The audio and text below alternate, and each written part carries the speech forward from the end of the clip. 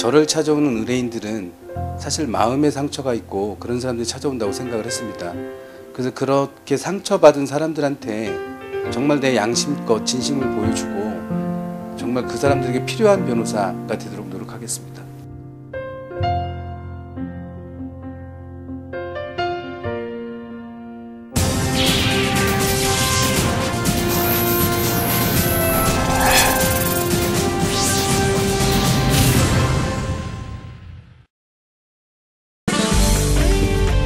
전문 변호사를 만나다 리포터 이현입니다. 여러분은 민사라는 개념에 대해 얼마나 알고 계십니까? 사전적인 의미로는 사법적인 법률 관계에서 일어나는 일을 말하는데요. 사전적인 의미로도 그 범위가 쉽게 짐작이 가질 않습니다. 범위가 넓은 만큼 우리의 일상과도 많은 관계가 있을 수밖에 없는데요. 오늘은 대전 지역에서 민사 전문 변호사로 활발하게 활동을 하고 계신 이창집 변호사를 만나 도움말 들어보겠습니다.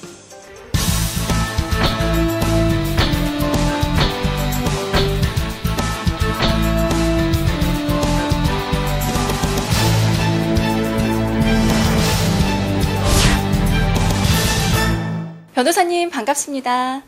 예, 반갑습니다. 변호사님은 대전 지역에서 민사소송 전문 변호사로 활동 중이신데요. 그간 활동과 관련하여 이창직 법률사무소에 관련된 간략한 소개 부탁드리겠습니다. 예, 저는 2004년도에 변호사 개업을 했는데요. 그 대전에서 민사와 관련된 법적 분쟁들을 많이 해결해 왔습니다. 아, 네.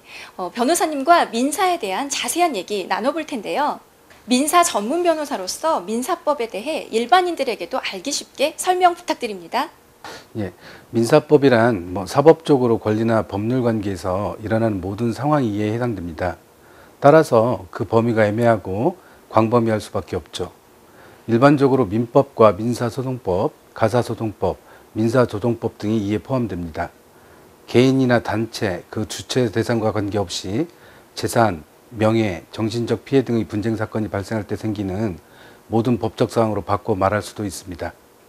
민사법에서 가장 중요한 것은 민사소송 절차인데요. 이것은 사법권에서 상호간 분쟁을 해결할 수 있는 최소한의 법적 권리라고 할 수 있습니다.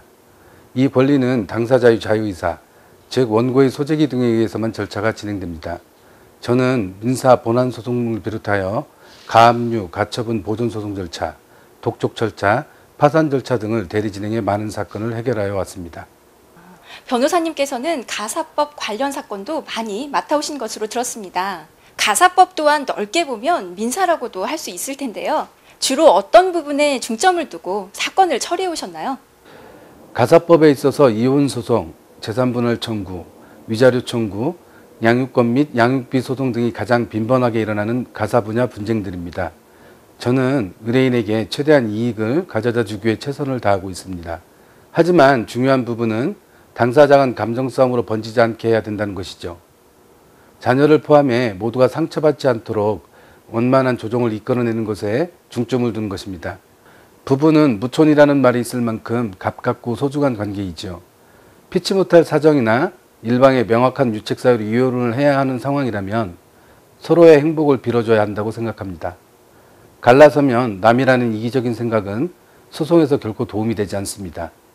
자녀를 생각해서라도 협의점을 잘 찾아 서로의 행복을 빌어줘야 된다고 생각합니다. 그렇다면 변호사님은 이혼 관련 소송을 준비하시는 분들에게 조언을 하신다면 어떤 점이 있을까요? 다른 민사와 마찬가지로 이혼 소송 또한 가장 중요한 쟁점이 금전적인 부분입니다. 양측 모두 경제적으로 여유가 있다면 큰 문제는 없겠지만 대부분의 경우 한쪽의 재산이 치우쳐 있는 것이 현실입니다. 또한 양쪽 모두 재산이 있다 해도 깨끗하게 서로의 재산을 인정해 주는 사례는 드물다고 봐야 합니다. 이러한 문제뿐만 아니라 재산 분할 시 상대 배우자 재산의 정도를 모르시는 의뢰인들도 의외로 많습니다. 상대 배우자가 몰래 투자를 하거나 배우자의 친족인 부모님이 재산을 물려준 사실을 공개하지 않는 등의 경우가 이에 해당됩니다. 재산의 명의자는 이혼 소송 중이라도 언제든지 그 재산을 사용, 수익, 처분할 수 있기 때문에 재산분할 청구 소송 전에 반드시 인지를 하고 있어야 합니다. 만약 이혼을 준비하는 분들이라면 반드시 재산의 동태를 잘 파악해야 조금이라도 더 나은 제2의 인생을 준비할 수 있는 것입니다.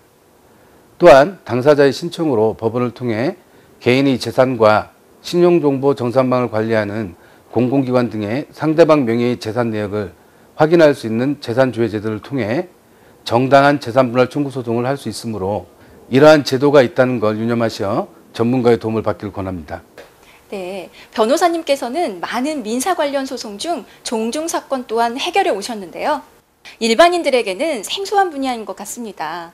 종중 사건이란 어떤 것을 말하는 것인가요? 아마 종중이란 단어는 생소하기보다는 잊혀지고 있다는 게 맞는 표현인 것 같습니다.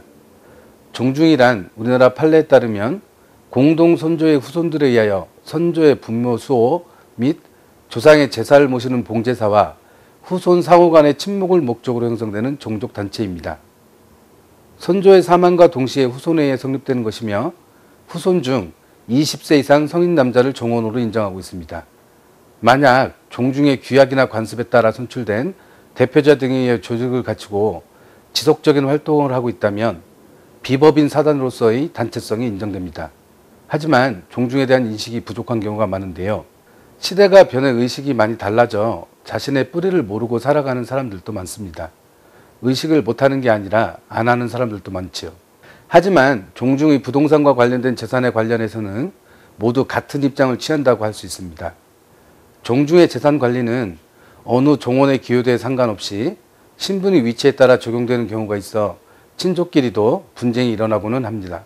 네, 변호사님의 말씀대로 여자는 종원으로서 인정을 받지 못한다면 재산 또한 권리가 없어 종중의 재산 분배 권리에 있어 많은 법적 분쟁이 있을 것 같은데요. 이를 예방하기 위해서는 어떤 절차를 거쳐야 하나요? 최근까지 종중에서 남자만 종원으로 인정이 되었습니다.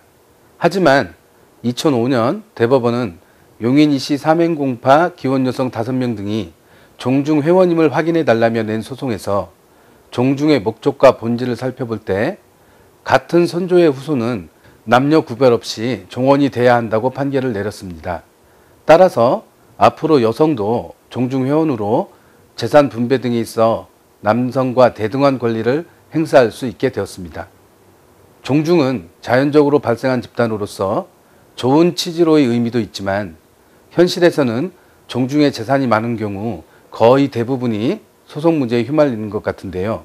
대표자를 둘러싼 분쟁, 종중과 종원들 간의 재산 분쟁, 종중 재산을 마음대로 처분한 경우의 횡령 문제 등이 주로 발생하는 종중 관련 사건의 형태라고 할 수 있습니다. 이를 예방하기 위해서는 종중 재산의 처분 등에 관하여 종중 규약 등을 통하여 가능한 한 구체적으로 규정하는 것. 예컨대 종중원들 사이에 종중 재산의 수용에 의한 보상금 배분이 문제될 것을 대비하여 보상금을 수령할 시점과 보상금을 현실적으로 배분할 시점에 사망하거나 다시 출생한 종중원이 있는 경우에 어느 시점을 기준으로 종중원을 확정할 것인지에 대하여 미리 규약에 규정하거나 종중총회의 회의록을 상세하게 작성하는 것이 장래 분쟁의 소지를 줄이기 위한 바람직한 방법의 하나가 될 수 있다고 봅니다. 마지막으로 의뢰인이나 민사 관련 소송에 휘말린 위기에 있는 분들께 한 말씀 부탁드립니다. 모든 민사사건은 상황이나 계기는 다를지 모르지만 그 원형은 같다고 할 수가 있습니다. 개인이든 단체든 모두 인간의 감정에서 비롯되는 것입니다. 따라서 이러한 분쟁을 해결하기 위해서는 인간의 본질적인 접근이 필요할 때도 있습니다. 어떻게 생각해 보면 원칙적인 법률에 입각해서 사건을 바라보면 더 어려운 사건들도 있습니다. 법이라는 제도가 알다시피 최소한의 도덕이기 때문에 인간의 행동이나 사상까지 정의하지는 못하는 것이지요. 저는 이런 부분에 있어서 변호사의 역할이 중요하다고 생각합니다. 병원도 본인한테 맞는 치료를 해주는 병원이 있듯이 변호사 또한 같은 경우라고 생각합니다. 변호사는 기본적으로 법률을 행하는 직업이기 때문에 관련 법률에 입각해 사건을 바라봐야 하지만 그보다 앞서 의뢰인의 입장을 이해해야 한다고 생각합니다. 의뢰인의 입장에서 생각하지 않으면 결코 의뢰인이 만족하는 처리 결과를 얻을 수 없기 때문입니다. 따라서 저는 의뢰인의 입장에 서서 대전 지역 주민 여러분들 모두가 법의 혜택을 받을 수 있도록 최선을 다할 것입니다. 오늘 도움 말씀 감사합니다. 예, 감사합니다. 이창직 변호사의 말에 따르면 모든 법률은 영역, 상황, 계기를 막론하고 그 원형은 같다고 할 수 있는데요. 이는 법률 사건이 인간의 감정에서 비롯되기 때문인 듯합니다. 따라서 법적 분쟁을 원만하게 해결하기 위해서는 변호인이 의뢰인 당사자의 감정이나 상황을 잘 이해하고 파악해야겠죠. 지금까지 전문 변호사를 만나다 리포터 이현이었습니다.